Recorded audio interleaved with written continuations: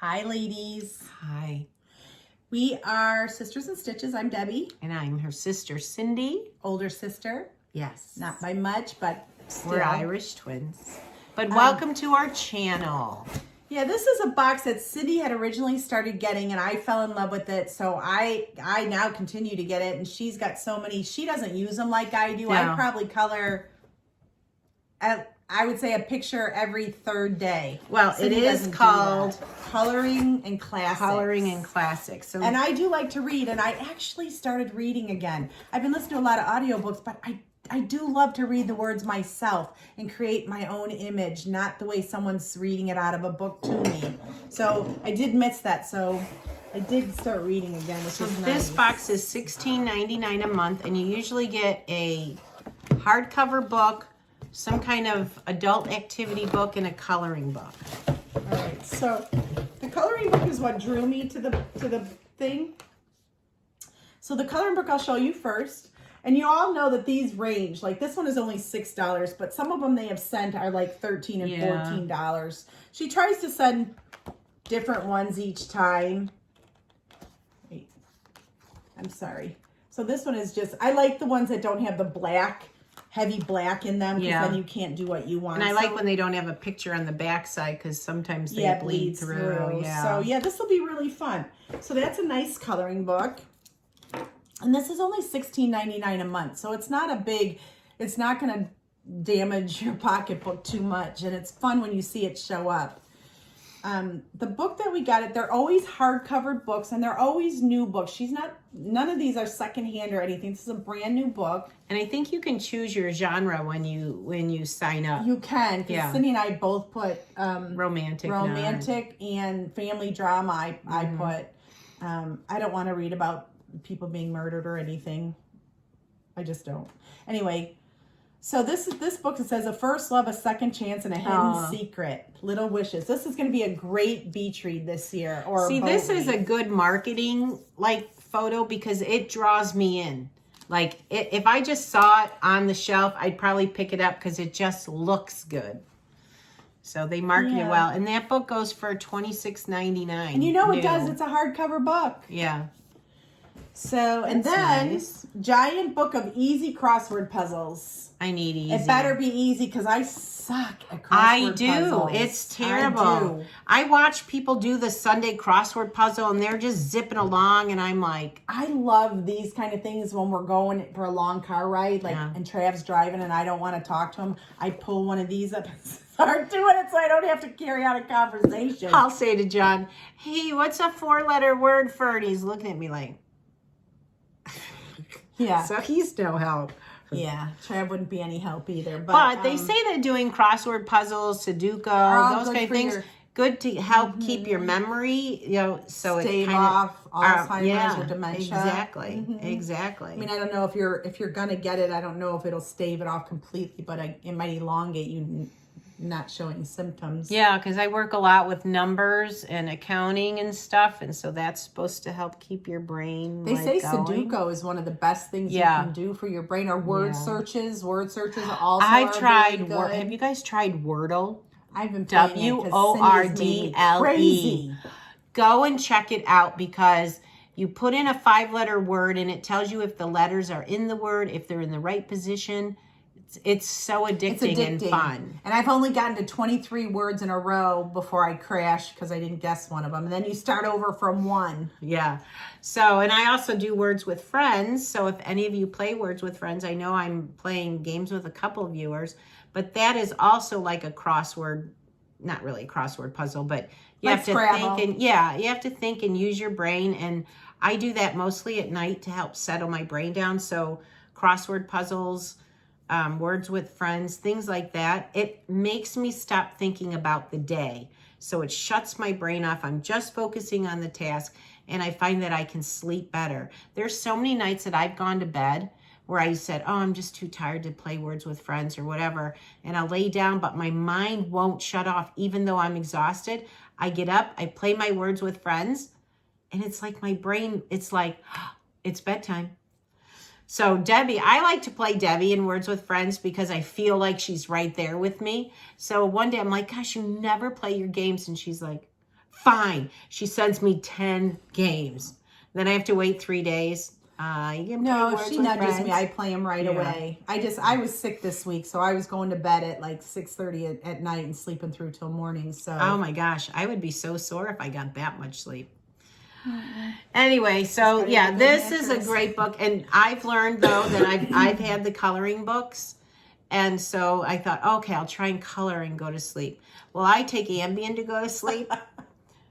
I always have for years. I've tried other things, but that's what well, you started taking gets it me when tired, Sam and then I died. take a CBD product that kind of keeps me asleep all night. Well, I was telling Debbie I was coloring, and you can tell when the Ambien hits my brain because then I was coloring outside the lines, and not. I looked at It my looked like a picture in the morning, kindergartner that was coloring her first picture. and I thought I was doing so good. That's why you can't drive on that stuff, because you think you're fine, but you look at the picture you color and you're like, I guess I won't be coloring in bed anymore. Well, keep one coloring book. Put Ambien coloring book. All right, so what do you guys do when you're climbing into bed? Because most of you that are watching this are women, and it seems like women's brains don't shut off. Especially post-menopausal. I have to tell you, here's what happens to me. I will go to bed and I have no problem falling asleep. When I get woken up at 2 hours or 3 hours later by one of my family members, Or anything, really. I don't go back to sleep at all. Like I can't shut down again. Like my brain starts. Yeah. It's like, oh, okay, she's up. Let's go. We're getting ready for the day. And my brain just starts rolling. So then you're up and when I lived alone, it was okay because I would get up, I'd turn on the TV, I'd vacuum, I'd wash the floors. Now I have 2 people in the house and I gotta tiptoe around, or I just gotta lay there looking at the ceiling like I'm never going to sleep tonight. Well, So, honestly, when that happens to me, I know this sounds crazy, but if I know that I've got at least 4 hours before I have to get up, I go and I take another shower because that signifies to my brain I'm going to bed. I'll play any Words with Friends that have come along, and I'm usually can kind of slide back into sleep, usually. But there's always like one day a month where I don't sleep at Not all, me, and I not at just go to all. work. Introduced me to the wonderful world of edibles, though. Yes, they keep you asleep all night. They You don't never do wake any, up. like I don't take them except after I get in bed. So he said, take them right when you get in bed, and then in about an hour it'll kick in. So I don't have a problem falling asleep. I have a problem staying asleep. And I've taken 5 in 2 weeks. I've used 5 in 2 weeks. So I don't take them every night. Some of the nights when I'm really tired, I don't worry about taking them because I know I'll sleep through. Mm-hmm. But when I'm all keyed up over some issue or anxiety, I'll take one, and man, you don't get up to go to the bathroom. No, nothing. it's you sleep wonderful. like a rock. Yeah, it's wonderful. Great. You wake up in the morning, you're like, gosh, I actually got some sleep. Yeah. Yeah. So anyway, what I'd like for you guys, I would just love to hear what you do when you're climbing into bed to calm your brain down, because you might have some really good tips that we can all incorporate to help shut our brains off. Because even though I take a shower and I play Words with Friends and that signals to my brain that it's time for bed, it doesn't always work. So anything. So what do you do to calm yourself before bed? I take a bath. If I don't take a bath, I don't sleep good at all. Mm-hmm. I take a bath, and then when I get into bed, I usually play some kind of puzzle game on my phone. Because like the one I'm on, like I go in spurts. I won't do a word game because that makes me think about the next word or the letters. I'll play games like Bubble Pop or something that it's mindless and you just do it and you don't have to think about anything. That's what kind of calms me down. If I play Words with Friends with her, I start running Words with Friends through my head, and that keeps me awake. Do you remember that thing called, what was that other game that the bricks would drop? And Tetris. I played Tetris so much when it first came out. Those things would be dropping in my brain while I was trying to go to sleep. Me too. So I had to stop playing that game because it wasn't relaxing. It just, Yeah. I'm building it in my head. Mm-hmm. So you got to be careful that you don't stimulate yourself before you're trying to go to bed too. Yeah, that's very true. Very And I did true. stop drinking. One of the things that was hurting me was drinking caffeine too late in the day. So I don't drink anything after like 2:00 in the afternoon. Yeah, my cutoff is 3:00. I'm done with caffeine. So if I want a soda or something, I'll have it at lunch. But then I try not to drink any more soda through the day because it keeps me up. And I'm not a coffee drinker, so that's not a problem, but whatever. All right, so this was a coloring and classic, and get to know Cindy and Debbie. Help us relax a little bit. No, but I'm serious. It's like maybe somebody out here, here's what works for me, and it's like, oh, what a great idea. I've tried lavender in my bath. I've sprayed lavender or eucalyptus on my pillows, and I've done all kinds of things, but you do what works for you. And even though it may work maybe 4 nights out of 7, those other 3 are like, oh, it's going to be one of those nights. It is, and you don't know, because when my husband died 4 years ago, I thought I wouldn't sleep. And Cindy kept saying, take my Ambien, you'll sleep better. I'm like, I'm not taking anything. I'm sleeping. I would sleep maybe 6 hours, but that was enough then. Yeah. But now I've turned 60, and man, my sleep pattern is all off. Cindy, I could sleep 14 hours a day if I had the time. Sleep was never an issue for me. No, it never was now. for her. I was never a sleeper, so.